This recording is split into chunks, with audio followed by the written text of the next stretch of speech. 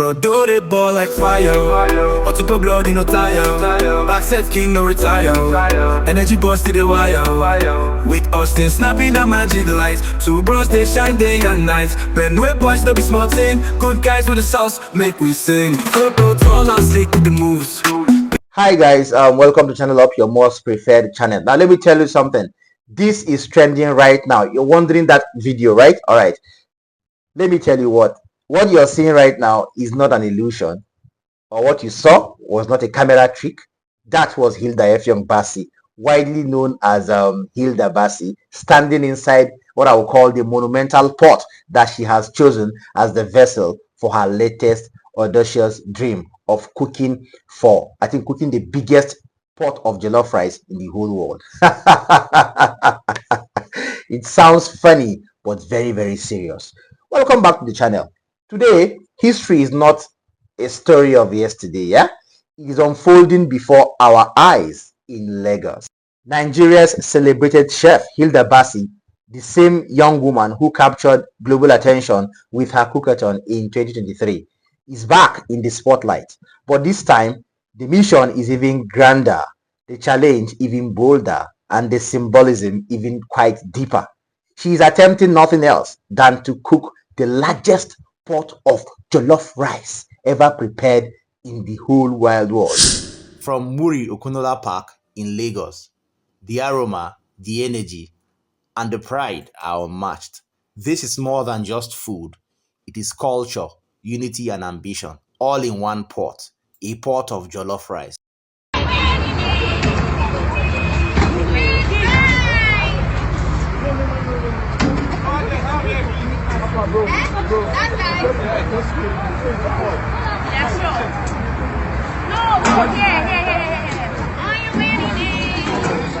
Okay, you watched the video, you're all happy, right? You've never seen that huge pot of rice before. Caterers should please take note. Choma, the video's wife, should take note. Now, this happened in Victoria Island, somewhere, Muri Okunola Park in Lagos, VI to be precise. A spectacle of culture, ambition, and unity is actually on course. Standing at an incredible 6 meters in width and 6 meters in height, the pot alone has become an attraction. People marvel, phones were raised, and live streams buzzed the internet. This is not just cooking, it is architecture, engineering, and artistry combined into a single feat. Hilda Baci, with her chef's coat and her signature of confidence, led a well-coordinated team of assistants, volunteers, and culinary experts. The partner in this ambitious adventure is Gino, the tomato, the seasoning and culinary brand that has stepped into power this particular dream. Okay, the mood at the park was very, very electric. Music played, people danced, and the air was filled with both aroma and anticipation. Now, from the very first stir of the oil and tomato paste that was showing yesterday on the video I showed you first of all before this update, everything was out of this world. Now, for Hilda Baci, this is not merely about setting a Guinness World Record anymore. It is about telling a story of culture, a story of pride and unity. Jollof rice is more than a meal, of course. You can ask Ghanaians and Nigerians. It is a shared heritage across West Africa. To prepare it in such magnitude is to stage a festival, a cultural proclamation, and a national celebration at once. Congrats to Hilda Baci. As the pot went farther to heat under fire, chants of support echoed through the park, and people began to shout jollof, jollof, jollof, and all. The cameras were so much, and nobody could contain their happiness. Hilda Baci has done it again. A Nigerian woman has done it again. This time with a different flair, this time with a different aura, this time with a different brain work. Okay, this is more than food. It is a statement that Nigeria, through the hands of a determined young woman from Akwa Ibom State, can command the world's attention with creativity, resilience, and cultural pride. In my view, what Hilda Baci has done today is not just another headline. It is a proof that when vision meets courage and when heritage meets innovation, something remarkable can happen. We often underestimate the power of food to unify, to inspire, and to challenge the limits of possibility. But here is the lingering question I would always leave you with. Is this truly about rice? Or is it about rewriting the narrative of a generation that refuses to stay small? This question is deep. You need to think deep to answer it. Let me know your thoughts in the comments. Moving on, just as Hilda Bassey's jollof rice has been making the rounds, the online space has been consumed by a completely different convo. This time, one name has been making waves, but he's not a chef, not an entertainer, but the son of a political figure. Peter Obi's son is at the center of heated debates on social media. This has been taking place for a few days now. I decided to share it with you right now because I felt that this particular issue has gotten more attention than it was supposed to get. It is getting messier, and I'm very, very happy that the boy has shown his wits and his level of understanding. Maturity too, to be precise. It began with a photograph that surfaced online showing Peter Obi's son dressed casually abroad in what some critics described as an unserious lifestyle. Others went further, accusing him of flaunting wealth and living a flamboyant life while Nigerians struggle economically. The narratives were spun quickly, and within hours, his name became a trending topic. Some people said he was now trying to identify himself with an LGBTQ advocate. For many political opponents, this was an opportunity to attack Peter Obi himself, portraying his family as out of touch with the realities of ordinary Nigerians. The conversation spilled across X, Facebook, and IG, with hashtags calling out both father and son, specifically hinging their narratives on the fact that he was seen with an LGBTQ advocate. But then came an unexpected twist. Peter Obi's son himself responded calmly, without insults. He addressed the matter. He explained that the viral images had been taken out of context, that he is living his life responsibly, and that he refuses to be dragged into political propaganda wars designed to weaken his father's image. I cannot say much about what he said, but for clarity's sake, I'm going to drop the audio recording where he made that clear in his statement. More details after the break.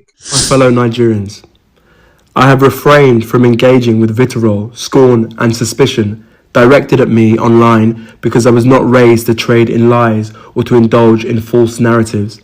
I did not do so as a child, and I will not begin now as a grown man. Because of my father's involvement in Nigerian politics, there has been a persistent curiosity and, at times, a malicious obsession with me.